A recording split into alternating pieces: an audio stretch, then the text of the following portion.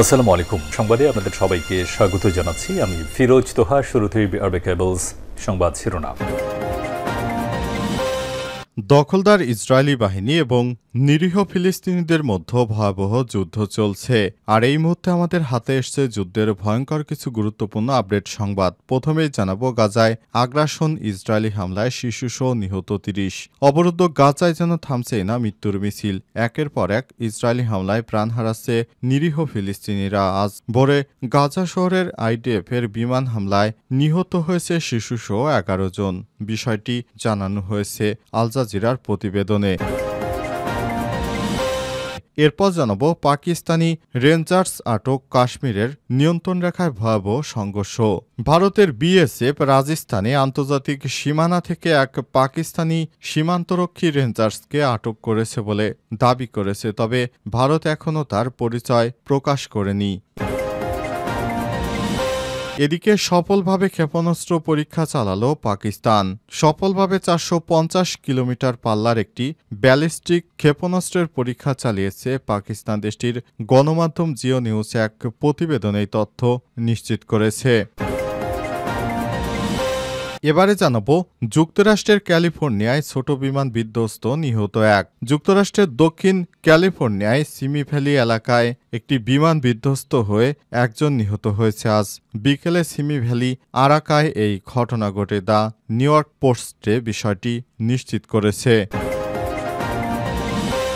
এবং সর্বশেষ জানাবো, মানবিক করিডোর নিয়ে সরকারের কোনো চুক্তি হয়নি বললেন খলিলুর রহমান। মিয়ানমারের রাখাইন রাজ্যে বাংলাদেশের হয়ে জাতিসংঘের ত্রাণ সহায়তা পৌঁছাতে মানবিক করিডোর নিয়ে সরকার কোনো চুক্তি করেনি বলে জানিয়েছেন নিরাপত্তা উপদেষ্টা এবং প্রধান উপদেষ্টা রোহিঙ্গা বিষয়ক হাই রিপ্রেজেন্টেটিভ ড খলিলুর রহমান। আজ Bangladesh university of professionals Rohingya প্রত্যাবাসন বিষয়ে আয়োজিত সেমিনারে সব কথা বলেন তিনি। প্রিয় দর্শক, এতক্ষণ শুনছিলেন সংবাদ শিরোনাম, এবারে বিস্তারিত।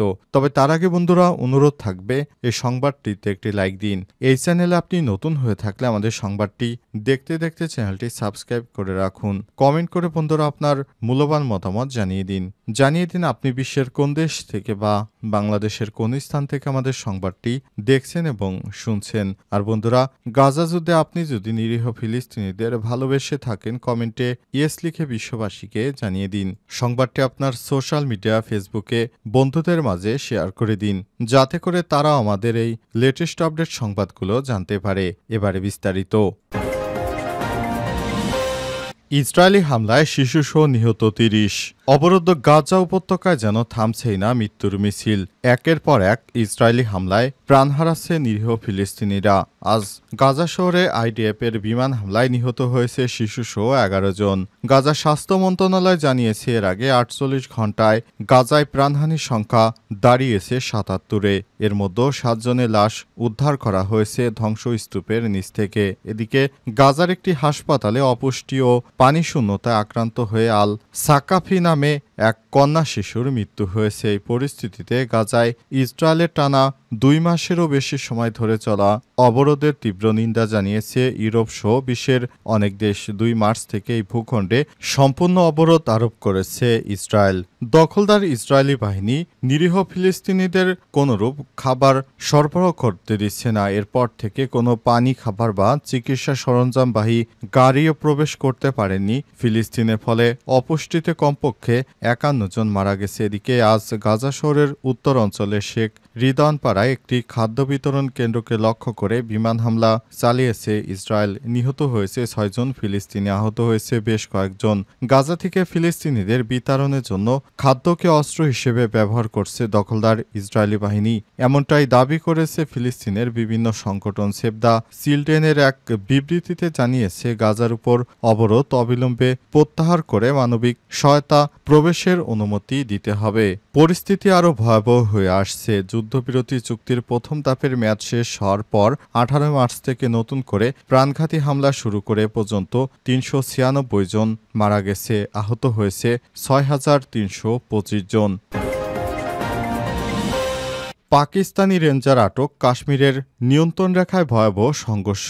ভারতের বিএসএফ রাজস্থানের আন্তর্জাতিক সীমানা থেকে এক পাকিস্তানি সীমান্তিরক্ষী রেঞ্জার্সকে আটক করেছে বলে দাবি করেছে। তবে ভারত এখনও তার পরিচয় প্রকাশ করতে পারেনি।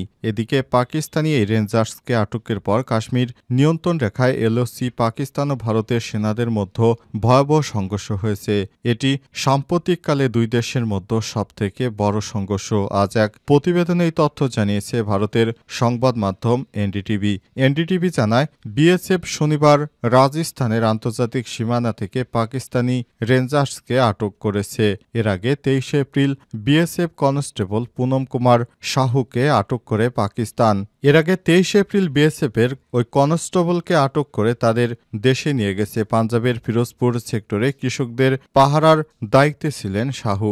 ভারত পাকিস্তান সীমান্তে ভুল করে পার হওয়া সৈন্যদের ফেরত দেওয়ার নিয়ম আছে। সাম্প্রতিক উত্তেজনার কারণে পাকিস্তান সাহুকে ফেরত দিচ্ছে না। ফলে ভারতও এখন পর্যন্ত পাকিস্তানি রেঞ্জার্সকে ফেরতের বিষয়ে সিদ্ধান্ত নেয়নি। এদিকে রেঞ্জার্সকে আটকের কয়েক ঘন্টার মধ্যেই পাকিস্তানের সেনাবাহিনী নিয়ন্ত্রণ রেখার এলওসির বিভিন্ন সেক্টরে গুলি চালাতে শুরু করে। কয়েকটি সূত্র জানিয়েছে, কাশ্মীরের কুপওয়ারা, বারমুলা পুঞ্জ, রাজৌর, মেন্ধর, নৌশেরা, সুন্দরবানি এবং আখনুর সেক্টর জুড়ে এই হামলা চালানো হয়েছে। ভারতীয় সেনাবাহিনী যথাযথ জবাব দিয়েছে বলে দাবি করা হয়েছে। সম্প্রতি সবথেকে একটি বড় সংঘর্ষ।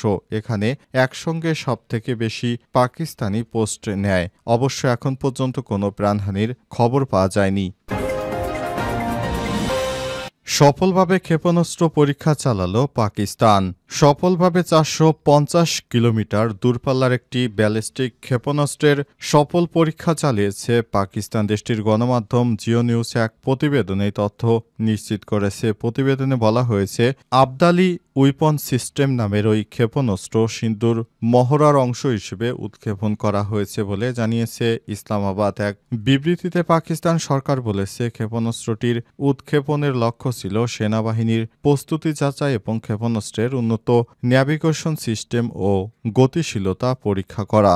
এতে আরও বলা হয়েছে, এর সফল উৎক্ষেপণের মাধ্যমে প্রধানমন্ত্রী শেহবাজ শরীফ ও সামরিক বাহিনীর শীর্ষ কর্মকর্তারা সেনাবাহিনীর প্রস্তুতি এবং প্রযুক্তিগত সক্ষমতার প্রতি পূর্ণ আস্থা প্রকাশ করেছে। গত 22 এপ্রিল জম্মু কাশ্মীরে পর্যটন কেন্দ্রে বৈশারণ উপত্যকায় সন্ত্রাসী হামলায় কমপক্ষে 26 জন নিহত হয়, যাদের মধ্যে ছিলেন একজন নেপালি পর্যটক, একজন স্থানীয় ঘোড়সওয়ার। ও এই ঘটনার একদিন পর 23 এপ্রিল ভারত একতরফাভাবে বিশ্বব্যাংকের মধ্যস্থতায় স্বাক্ষরিত গুরুত্বপূর্ণ পানি বণ্টন চুক্তি বা সিন্ধু পানি চুক্তি স্থগিত করার ঘোষণা করে। মানবিক করিডোর নিয়ে সরকারের কোনো চুক্তি হয়নি বললেন খলিলুর রহমান। মিয়ানমারের রাখাইন রাজ্যে বাংলাদেশের হয়ে জাতিসংঘের ত্রাণ সহায়তা পৌঁছাতে মানবিক করিডোর নিয়ে সরকার কোনো চুক্তি স্বাক্ষর করেনি বলে জানিয়েছে জাতীয় নিরাপত্তা উপদেষ্টা ও প্রধান উপদেষ্টার রোহিঙ্গা বিষয়ক হাই রিপ্রেজেন্টেটিভ খলিলুর রহমান। আজ Bangladesh university of professionals Rohingya প্রত্যাবাসন বিষয়ে আয়োজিত সেমিনারে সব তথ্য জানান তিনি। নিরাপত্তা উপদেষ্টা আরও বলেন, মানবিক নিরাপত্তা করিডোর নিয়ে সরকারের কোনো চুক্তি স্বাক্ষর করেনি। এটি নিয়ে কেবল প্রাথমিক পর্যালোচনা হয়েছে। তিনি আরও বলেছেন, বাংলাদেশ আমেরিকা হয়ে আরাকানের প্রক্সি যুদ্ধ শুরু করেছে এমন গুজব কিছু প্রতিবেশী দেশের গণমাধ্যমে ছড়াচ্ছে, যা কখনোই কাম্য নয়। রোহিঙ্গাদের কখনোই বাংলাদেশের নাগরিকত্ব দেওয়া হবে না উল্লেখ করে খলিলুর রহমান আরও বলেছেন, যদি সেটা করা হয় তাহলে বাংলাদেশ হবে প্রতিবেশী দেশগুলোর ডাম্পিং গ্রাউন্ড। সেমিনারের পরবর্তী উপদেষ্টা তৌহিদ হোসেন বলেছেন, রোহিঙ্গাদের মতো সংকটগুলো শান্তিপূর্ণভাবে নয় বরং সংঘাতের মধ্য দিয়েই সমাধান হয়। ইতিহাস তাই বলে। এ সময় 1971 সালে বাংলাদেশের মুক্তিযুদ্ধ সহ আফ্রিকার বিভিন্ন জনগোষ্ঠীর স্বাধীনতা যুদ্ধকে উদাহরণ হিসেবে দেখান উপদেষ্টা।